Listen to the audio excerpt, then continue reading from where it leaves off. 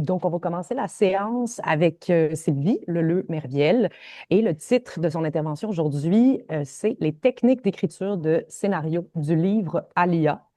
Et puis donc, en ce qui a trait du résumé, je le vous partage. Depuis l'ouvrage Morphologie du conte russe de Vladimir Prop en 1928, de nombreux ouvrages ont été consacrés à l'analyse structurale des récits. En ont découlé des méthodes et des outils d'aide à la construction d'une narration. Nous verrons comment l'intelligence artificielle renouvelle ou pas les techniques d'écriture de scénario. Donc, Sylvie Lemerviel est professeure honoraire en sciences de l'information et de la communication. Elle a créé à l'Université Polytechnique Hauts-de-France le laboratoire de Visu. Elle a également dirigé les formations DREAM, développement, recherche, enseignement en audiovisuel et médias numériques, aujourd'hui qu'on connaît comme étant ENSA Média. Donc voilà, on va commencer par la présentation de Sylvie Lemerviel.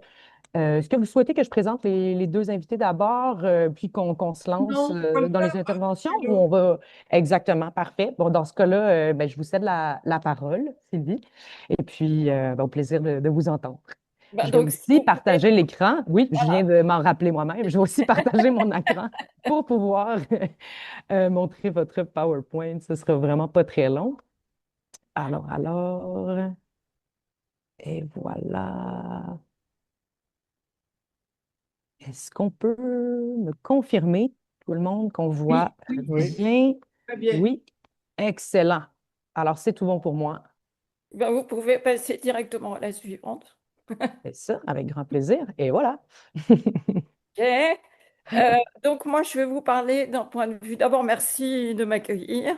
Je suis ravie d'être présente sur ce séminaire et de vous rencontrer les uns et les autres que je connais ou que je ne connais pas. Alors moi, je vais vous parler d'un point de vue très concret, très pratique. Je ne vais pas faire de grandes réflexions scientifiques et théoriques. Je veux vraiment vous montrer les techniques d'écriture à l'œuvre. Voilà, suivante, s'il vous plaît. Donc, qu'est-ce qu'on entend par les techniques d'écriture? Suivante.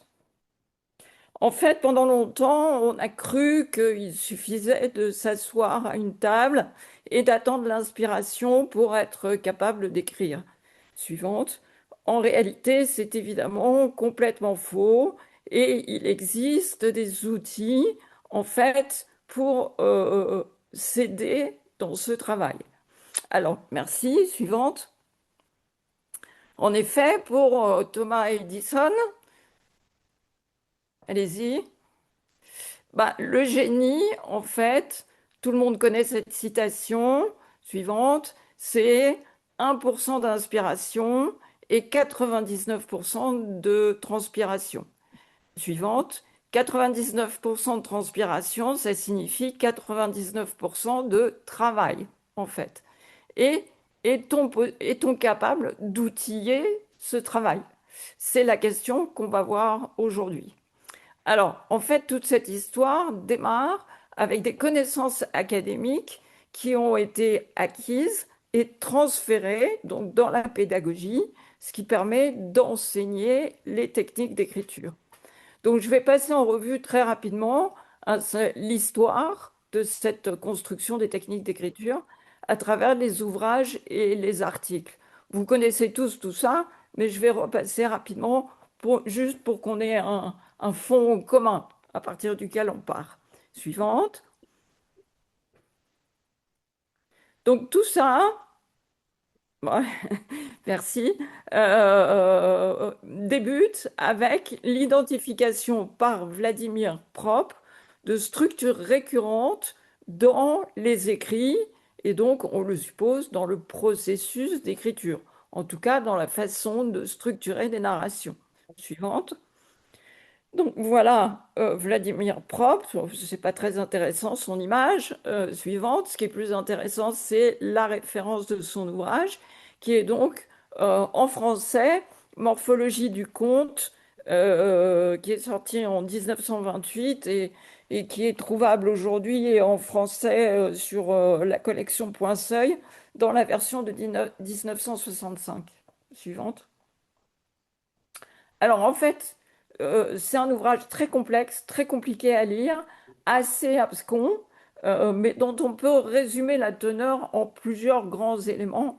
Le premier, c'est qu'il abolit le personnage et il le remplace par le concept d'actant. Un actant, c'est une force agissante du récit. Ça peut bien sûr être un personnage, mais ça peut être un lieu, ça peut être un objet, ça peut être un décor, ça peut être un bâtiment, ça peut tout être en fait un actant. Suivante.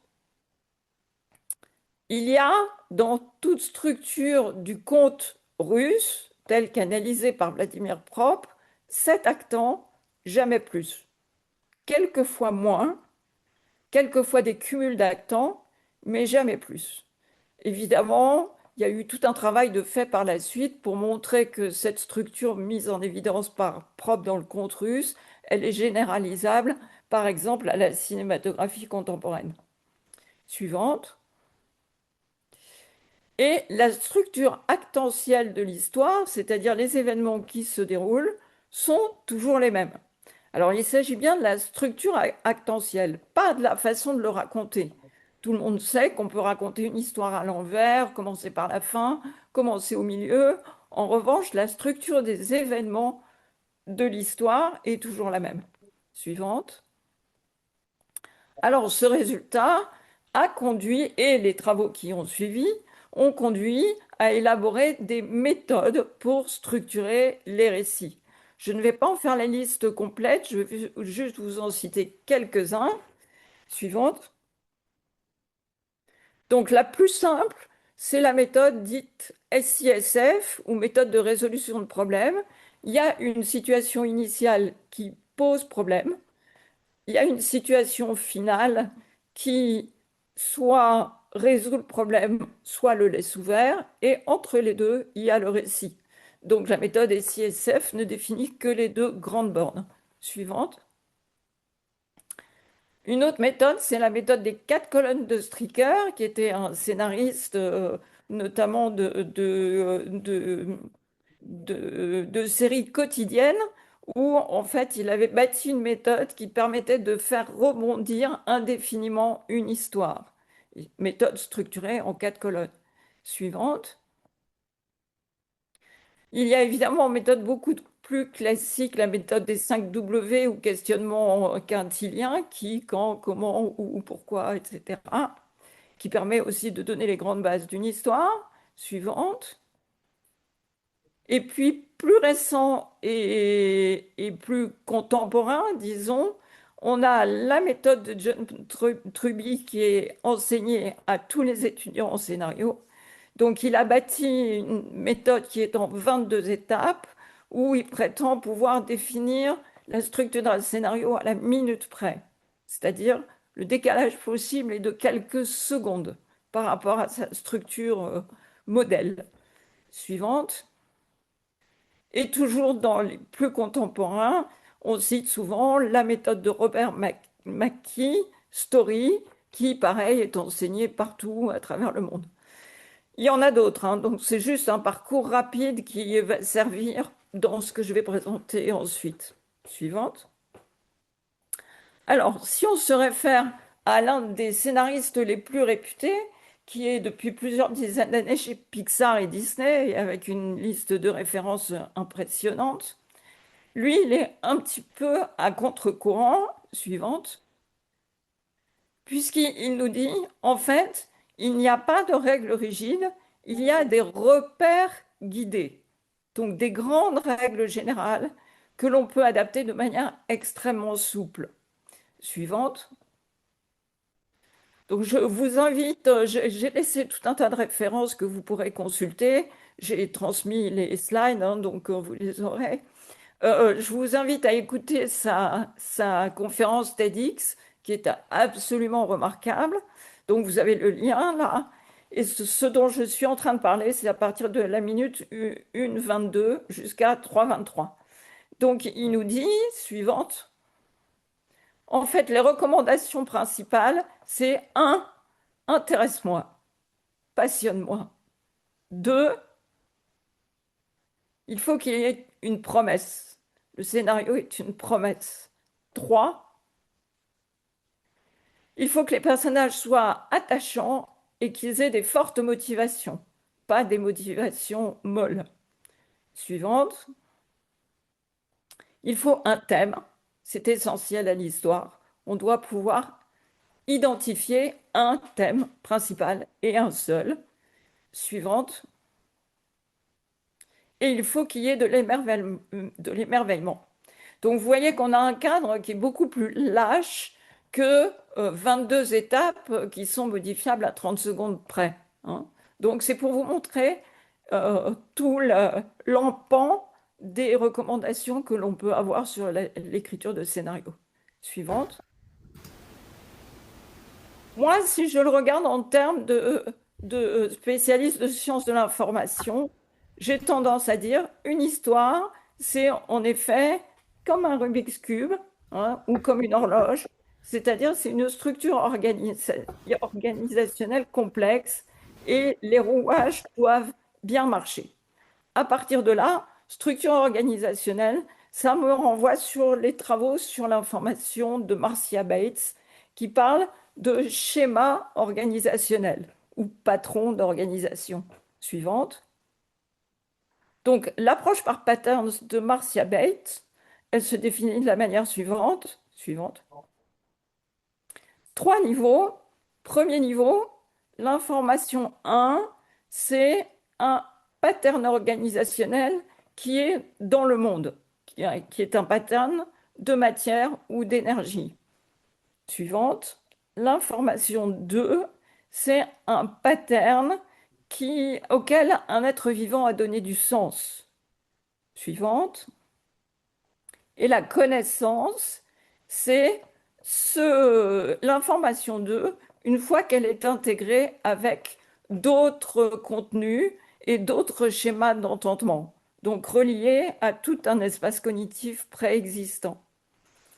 Ces trois niveaux sont utiles pour comprendre où peut se situer la structuration d'un scénario. Elle est clairement au niveau 2, c'est-à-dire qu'on organise la matière et on veut qu'un être humain puisse lui donner du sens, toujours en relation avec son propre espace cognitif antérieur.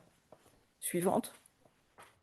Donc, à partir de là, on peut le dire, oui, il existe des techniques d'écriture qui organisent de la matière imaginaire et qui peuvent être enseignées pour transmettre des informations et créer de la connaissance. Ça, je me permets de l'affirmer dans une slide parce qu'il y a beaucoup de professeurs de scénario, en France notamment, qui réfutent complètement ça, qui disent en fait, non, non, il n'y a pas de modèle, il faut juste être créatif. Assieds-toi, ma chérie, écris. Ben voilà, moi je suis en opposition avec ça. Et c'est un peu le moment de bascule de cette présentation. Suivante. Alors, dans les 31 ans où j'ai enseigné les techniques d'écriture dans mon département, j'ai les dernières années donné des exercices à mes étudiants. Donc, je vais vous en montrer un. Suivante. Donc, c'est un projet qu'ils devaient réaliser à titre personnel et c'est sur Meurtra. Alors, Meurtra, c'est une série française que vous ne connaissez sûrement pas, mais qui est diffusée toutes les semaines sur France 3. Tous les samedis soirs, il y a 2 épisodes de Meurtra. L'intérêt de Meurtra, c'est donc que c'est une production industrielle. Donc, encore une fois, je ne suis pas dans l'art, je suis dans la productivité pour que chaque semaine, il y ait un épisode. Et l'intérêt de Meurtra, c'est que c'est une série qui est très chartée, comme on dit, c'est-à-dire avec un ensemble de contraintes très fort. Le premier, bah, faut que ça dure 1h30, c'est déjà pas mal. Ensuite, il faut toujours qu'il y ait un binôme d'enquêteurs. Il faut qu'au début, le binôme ne s'entende pas du tout, qu'ils aient aucune raison de travailler ensemble. Il faut que ce soit sur un espace géographique restreint, déterminé, français. Donc c'est pour ça que c'est Meurtre A, donc à Paris, à Valenciennes, voilà. Et ensuite, il faut toujours qu'il y ait une légende ou un mythe qui vient en soutien au meurtre. Suivante. Donc, voilà, l'actant enquêteur policier est toujours un actant double, composé, alors non pas d'un couple, mais plutôt d'un binôme. L'action doit être située géographiquement et le meurtre sont toujours en lien avec un mythe, un conte ou une légende qui peuvent être fictionnels. Voilà. Mais c'est mieux quand c'est une vraie légende. La fée Mélusine, par exemple. Suivante. Voilà. Donc voilà le rédigé de l'exercice.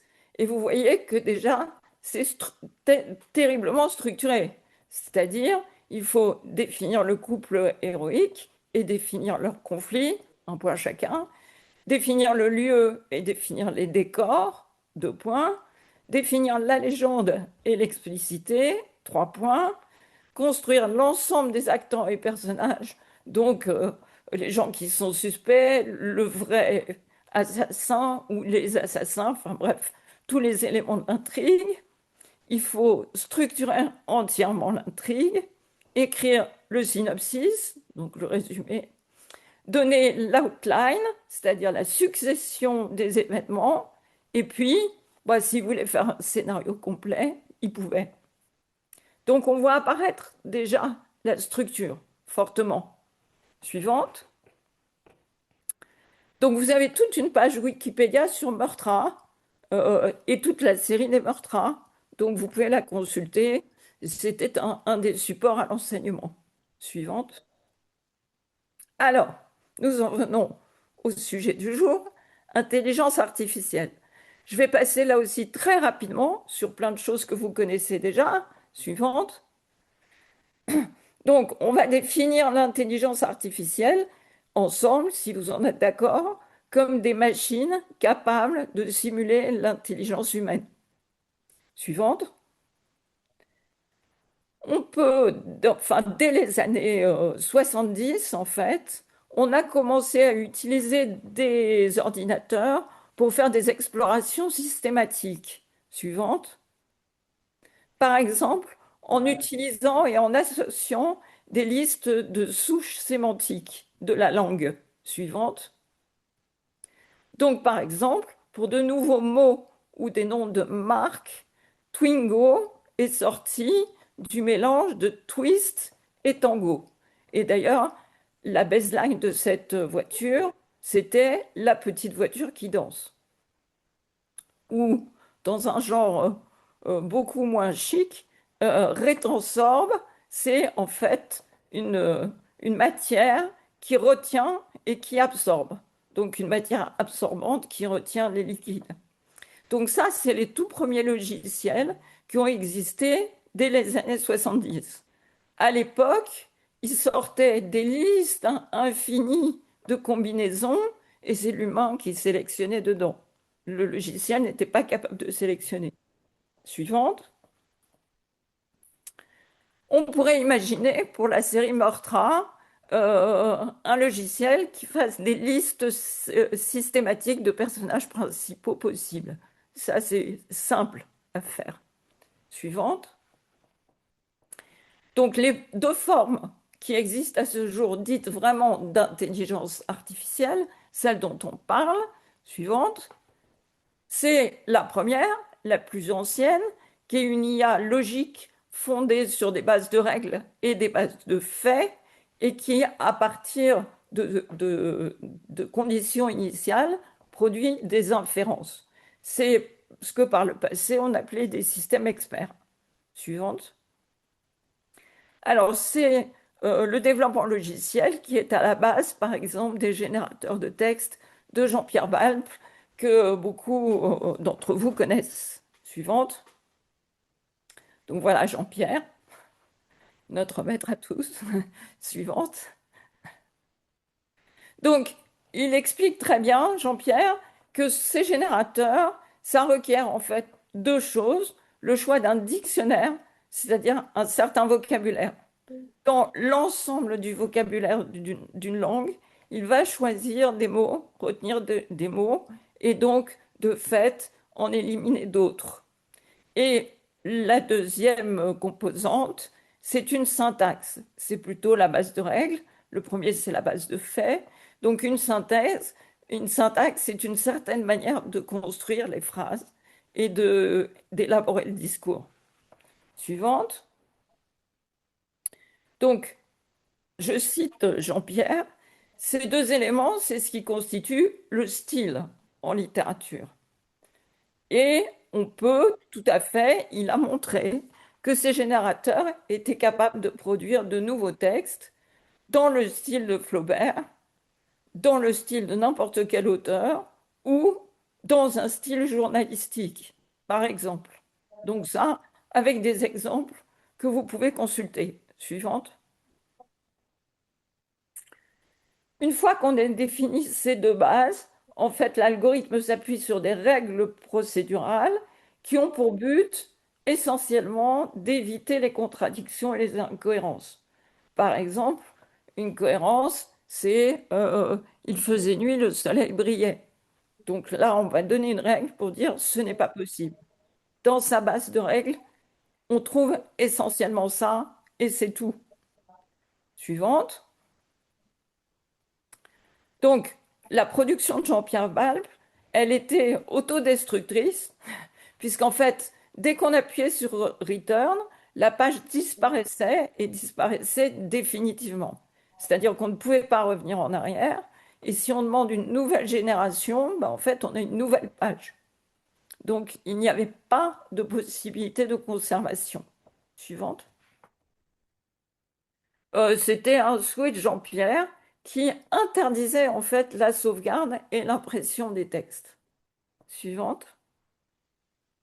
Sauf cas particulier, donc un seul cas particulier ici, Renga, qui est un générateur de poèmes qui a été exposé au Centre Pompidou en 84-85, et les commissaires de l'exposition ont gardé les poèmes qui étaient générés.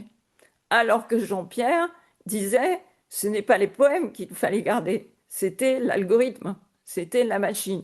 Or ça, personne ne s'est préoccupé de sa conservation. Suivante. Bon, alors voilà un des textes qui a été généré le 3 mars 85 à 19h40 en 3 minutes. Et donc c'est un haïku, hein. Renga, c'est un générateur d'haïku. Suivante. Ah, euh, je pense que c'est pas la bonne version. Passez voir. Ouais, je pense que c'est pas la bonne version.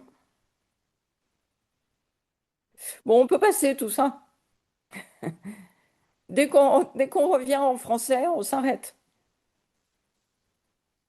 Voilà. Alors, si on va un peu plus haut dans les niveaux de génération, le document génératif peut comprendre une représentation interne de son utilisateur et des fonctions qui permettent d'adapter le texte généré à cet utilisateur.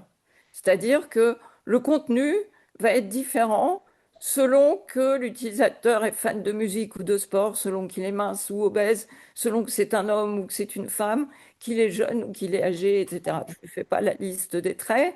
Donc, suivante. Donc, en voilà un que j'ai acquis personnellement. Donc, le docteur Pierre Ducamp est un créateur d'une méthode de régime.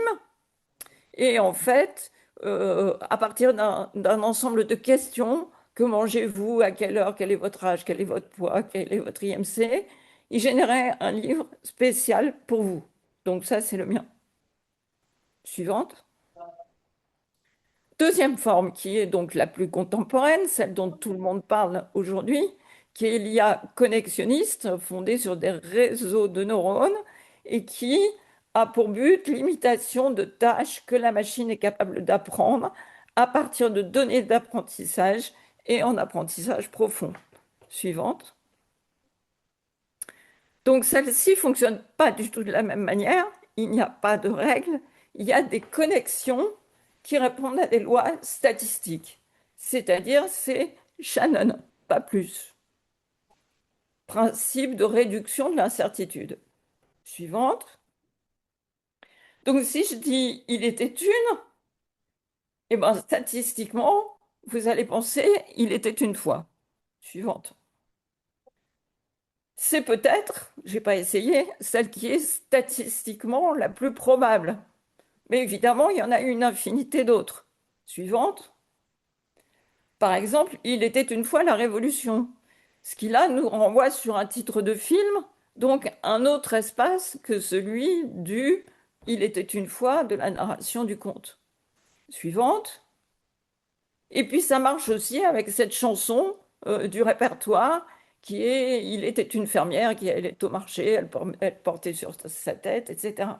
Donc, à partir de ces trois exemples, on voit qu'on a des réponses qui conviennent dans des mondes qui sont des mondes culturellement extrêmement différents. Suivante. De manière générale, puisqu'il s'agit d'un raisonnement statistique, c'est ce qui est le plus souvent employé qui va sortir.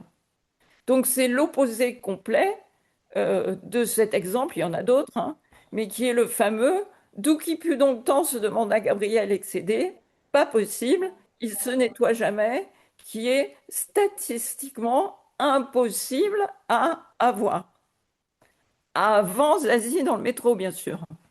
Aujourd'hui que Zazie dans le métro est dans la base, si cet ouvrage, ce roman est suffisamment cité, il va remonter. Mais l'IA n'aurait pas pu le trouver avant, parce que statistiquement, c'était impossible. Ce qui va nous donner un peu la bascule entre l'IA connexionniste et ses capacités et la création. C'est des exemples euh, pas fins du tout, très brutaux, excusez-moi, hein, mais c'est pour aller vite. Suivante. Donc l'enjeu aujourd'hui, par rapport à ces systèmes-là, c'est la création est-elle abandonnée aux machines? Chose que j'ai traitée déjà dans les années 2000, je pense. J'ai pas la référence de cet article, mais je pense que c'était dans les années 2000. Suivante. Alors maintenant, on rentre dans le concret, puisque le sujet m'intéresse. J'ai utilisé un outil spécialisé, un outil d'IA qui est spécialisé pour l'écriture de scénarios et qui s'appelle Génario. Et je vais vous rapporter quelques mots sur mon expérience. Suivante. Donc, Génario est constitué de 6 niveaux en chassé. Le premier, suivante, c'est celui des documents. Vous pouvez afficher les 6 là. Je vais d'abord les présenter, je vais les détailler ensuite. Donc voilà, le menu, en fait, il est constitué de ces 6 éléments-là qui apparaissent les uns après les autres. Donc qui sont séquentiels en fait. Donc le premier, c'est des documents de base. Ensuite, vous effectuez un brainstorming. Ensuite, vous élaborez la Bible du scénario, puis un séquencier, puis le scénario lui-même, et enfin l'analyse. Suivante. Donc, dans les documents, vous pouvez rentrer, déposer tout ce que vous souhaitez. Vous pouvez y déposer des romans, des versions antérieures, des notes, des images, des dessins, tout ce que vous voulez. Il y a en outre une base de connaissances qui est déjà intégrée à l'outil Génario. Donc, vos documents viennent euh, compléter ce qui est déjà. Mais en fait, il faut comprendre que le brainstorming ne peut s'enclencher que sur le dépôt d'une amorce qui est faite par vous-même. C'est-à-dire, s'il n'y a pas de document dans la base de documents, il produit rien du tout. C'est-à-dire, c'est forcément vous qui mettez l'amorce. Suivante. Et c'est à partir de cette amorce, qui peut être très riche ou assez restreinte, que le brainstorming va être un moment d'échange, de dialogue entre l'IA, les documents déposés, les documents de sa base et vous. Donc, je vous donne un exemple. Moi, je lui ai posé la question, quels sont les noms des personnages maléfiques dans les grands opéras du répertoire? Et ils m'ont répondu, je suis désolée, mais je ne dispose pas d'informations spécifiques sur les personnages maléfiques dans les grands opéras du répertoire. Ah, bah pas de chance, parce que quand même, c'est des histoires. Bon, il se trouve qu'on a un certain nombre qui viennent de la littérature, Faust, etc. Et si on repart sur la littérature, il sait répondre. Mais donc, il ne sait pas faire le lien entre la littérature et l'opéra. Donc, voilà par exemple une lacune forte. Suivante. Donc, au moment de la Bible, il s'agit de créer les personnages, de créer la logline de l'histoire et les décors. Voilà. Donc là, il peut, pareil, on discute, hein. Donc à tout moment, il ne fonctionne de toute manière que à partir de ce que vous rentrez. Donc il faut déjà rentrer une logline et il discute avec vous à partir de ça. Mais il ne génère rien tout seul, encore une fois. Suivante, je passe vite, hein, très très vite. Donc, le séquencier donne la liste de séquences, c'est ce que j'ai appelé l'outline tout à l'heure. Et de la même manière, là par contre, il peut vous générer quelque chose tout seul, à partir de la Bible, de vos discussions et de quelques éléments des phases antérieures. En général, c'est pas terrible du tout.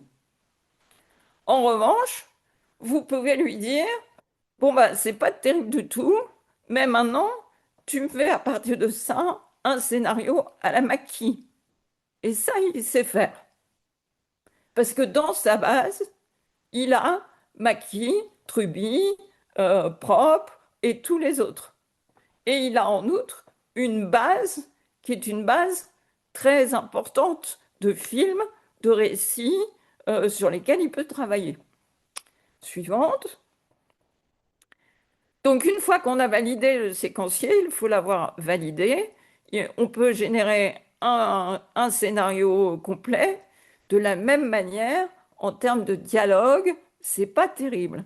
Qu'est-ce que j'entends par pas terrible? Bah, c'est que c'est statistiquement moyen, forcément, puisque c'est construit comme ça.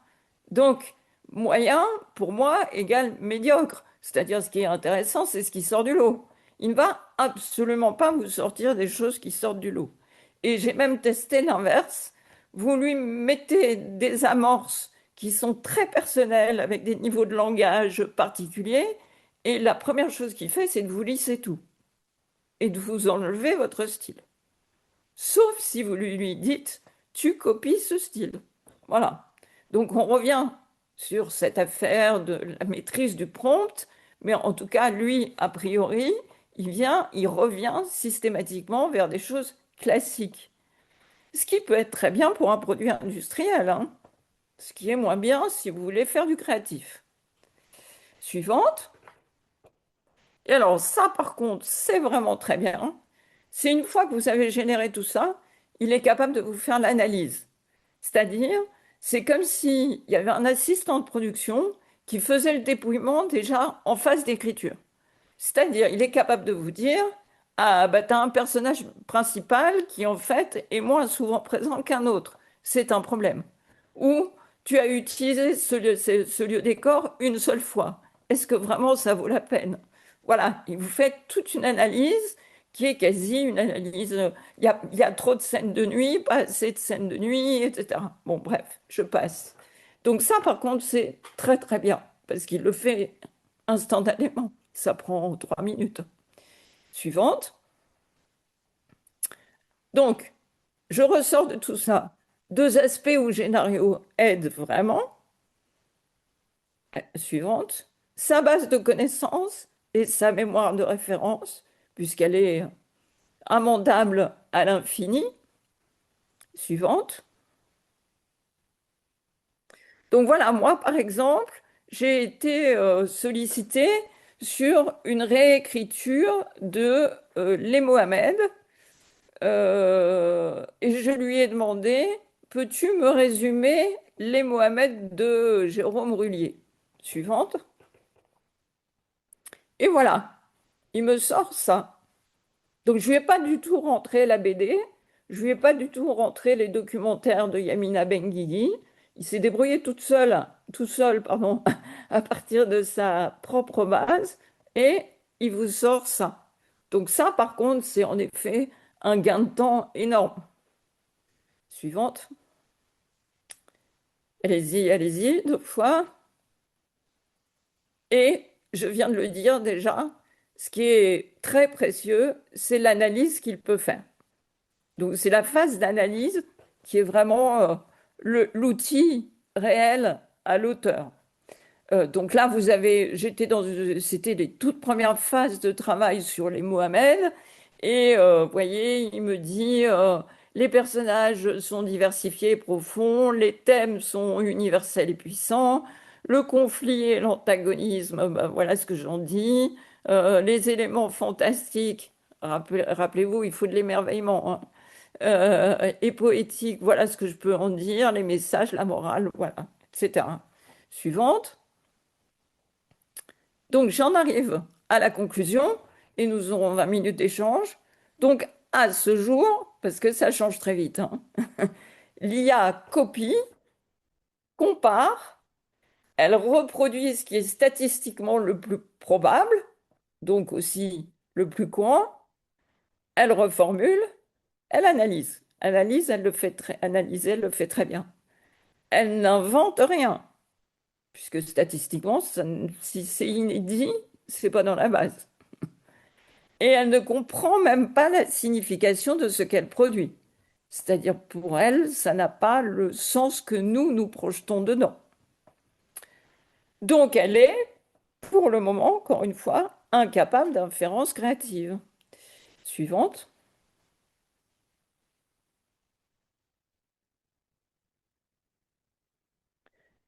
Bon, cet exemple, il est ancien et ça change tout le temps, hein, donc j'en ai pas réessayé un autre aujourd'hui, mais parfois elle est capable d'erreurs triviales, hein. Celle-là, elle est bien connue depuis 3 ans. C'est plus du tout le cas aujourd'hui, mais quand on lui demandait est-ce qu'un œuf de poule est plus lourd qu'un œuf de lapin, elle était capable de nous dire que oui, en général, un œuf de poule est plus lourd qu'un œuf de lapin. Cependant, le poids peut varier. Donc on voit très bien aussi le mode de raisonnement là. Suivante. Alors là, j'avais mis deux exemples que vous pourrez consulter personnellement. Donc, un exemple de chanson générée. Donc là, sur cet exemple-là, le poème a été écrit par un humain et l'IA a généré la musique. Donc, à la fois la musique, l'instrumentation, l'harmonisation et la base musicale, la voix. Donc, si vous l'écoutez, on va dire que c'est un style et une voix qui est un peu copié de chanteurs et chanteuses connus. Et donc, je vous ai mis un original derrière, sur la dia suivante, parce que c'est toujours intéressant. Ah, pardon, ça sont les crédits, j'ai oublié celle-là. Donc, suivante. Voilà, c'est toujours intéressant de comparer un vrai artiste original avec sa copie IA. Suivante, je pense que c'est la dernière. Voilà, je pense que c'est la fin.